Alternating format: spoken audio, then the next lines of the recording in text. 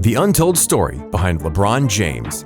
LeBron James is arguably the most polarizing figure in the history of the NBA. People either love him or hate him. There is no in-between. You will be shocked when you hear about LeBron's unbelievable journey from a boy struggling in poverty to a king on top of the sports world. Is he the next Michael? Being on the cover of Sports Illustrated with the title The Chosen One as a 17-year-old boy would put an insurmountable amount of pressure on most individuals. LeBron James is not most individuals. He embraced the challenge, having Chosen One tatted across his back. St. Vincent St. Mary High School basketball games were streamed live on national television so basketball fans around the world could tune in and see if this phenom was the real deal. It is safe to say that there has never been a high school athlete with as much hype around them as there was around James. There have been quite a few players who have skipped college and went straight from high school to the NBA. Guys like Kevin Garnett, Kobe Bryant, Tracy McGrady, and Amare Stoudemire were NBA ready and had extremely successful careers. On the other hand, there have been plenty of busts. Eddie Curry, Kwame Brown, Darius Miles, and Jonathan Bender had a lot of promise coming out of high school, but never came close to developing into players many thought they would become.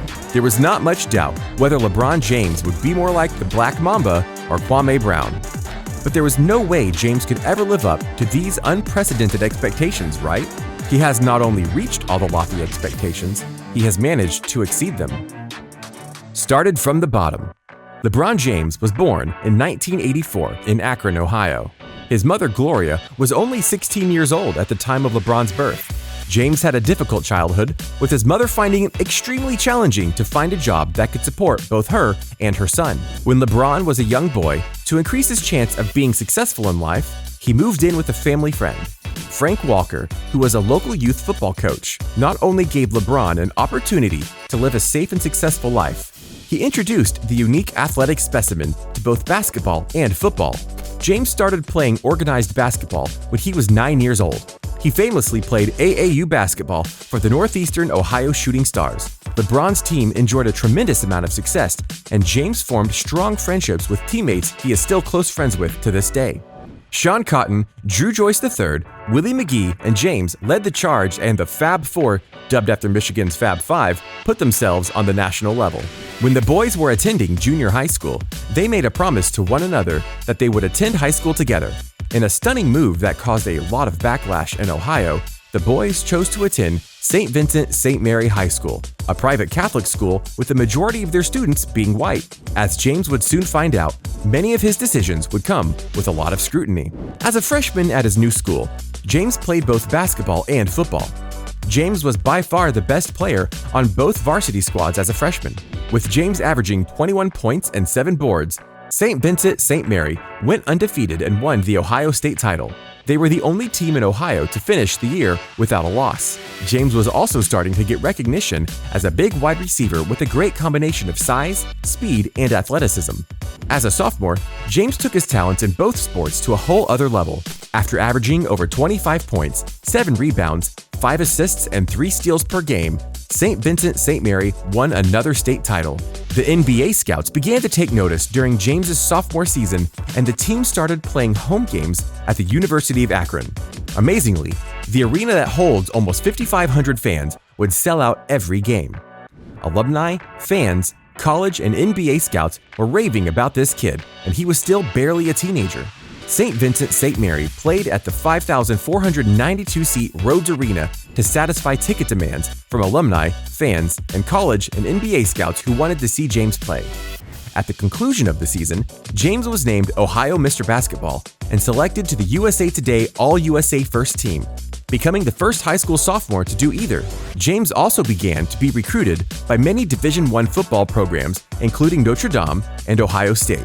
After his sophomore football season, James was named First Team All-State. During his junior season, James started to be seen in the national spotlight. He was featured in both Sports Illustrated as The Chosen One and in Slam Magazine as the best high school basketball player in America. James was the first underclassman to ever be on the cover of Sports Illustrated. After averaging 29 points, 8.3 rebounds, 5.7 assists, and 3.3 steals per game, he was awarded Ohio Mr. Basketball for the second year in a row. Not only was LeBron selected to the USA Today All-USA First Team for the second straight year, he was named the Gatorade National Player of the Year, making him the first high school junior to ever earn the award. St. Vincent St. Mary ended the season at 23-4, losing in the state championship. In a move that not many fans know about, James unsuccessfully pushed to have the NBA change its eligibility rules in an attempt to enter the 2002 draft. James also led his football team to the state semifinals and continued to be a hot commodity in the gridiron. Unfortunately, during his senior season, LeBron was not able to lace up the football cleats due to a wrist injury he sustained playing AAU basketball. Many football experts have insisted that LeBron had the potential to play in the NFL. Having your high school basketball game televised on ESPN2 will put an enormous amount of pressure on most individuals.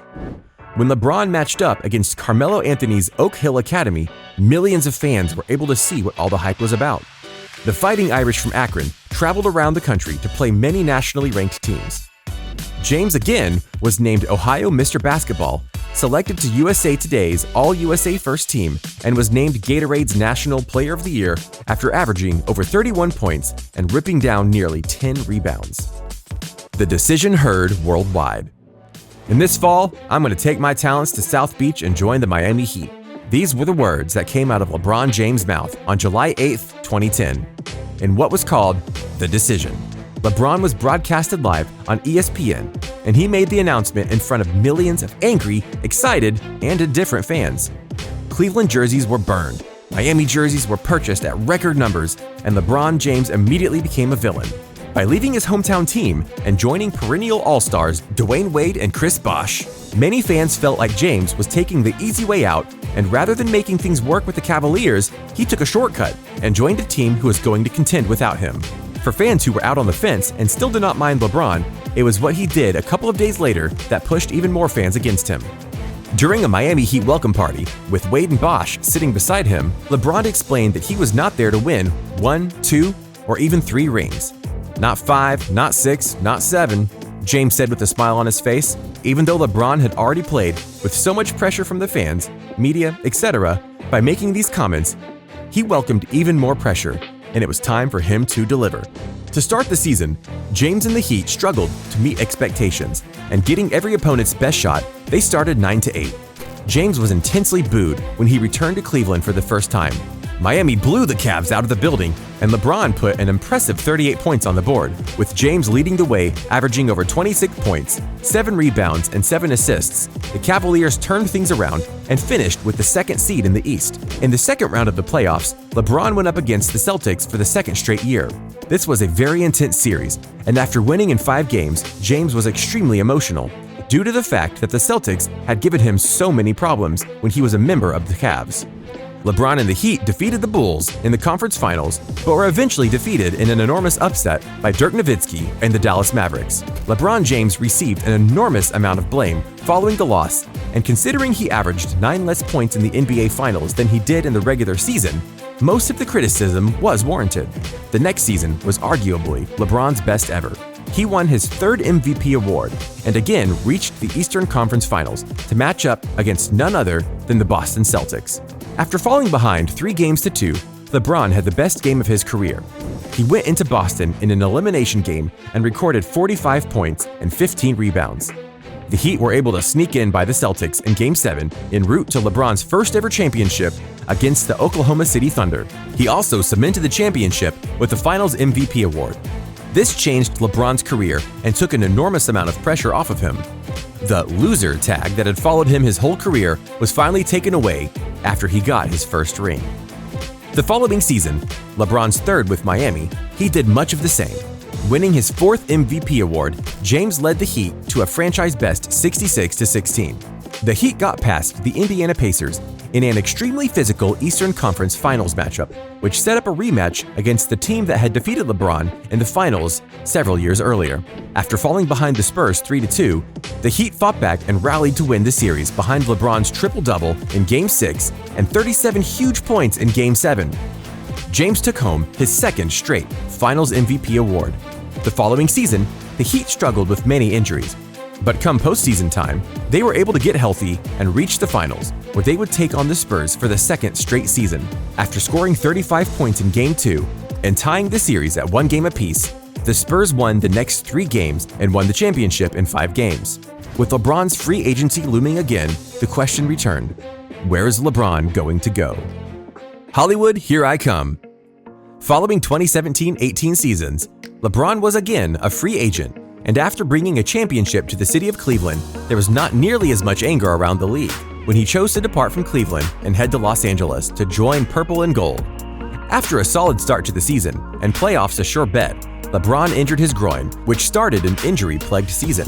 LeBron was only able to play in 55 games, the lowest of his career, and the Lakers missed out on the playoffs. This year, however, LeBron does not plan on missing the playoffs. In fact, he has much greater expectations. The Lakers have the best record in the NBA at 17-3, and LeBron is averaging over 25 points, 7 rebounds, and 10 assists. Alongside superstar teammate Anthony Davis, the sky is the limit, and LeBron is planning on getting back to another championship. LeBron has not only met the expectations that were thrown on him as a teenager, he has far exceeded them. There's not much doubt he will go down as one of the 5 best players to ever touch a basketball. Barring any serious injuries, he will retire as the all-time leading scorer in the NBA and will have made the most money out of any NBA player. He has won 3 championships, 3 NBA Finals MVPs, and 4 regular season MVPs, and there is no sign he is slowing down.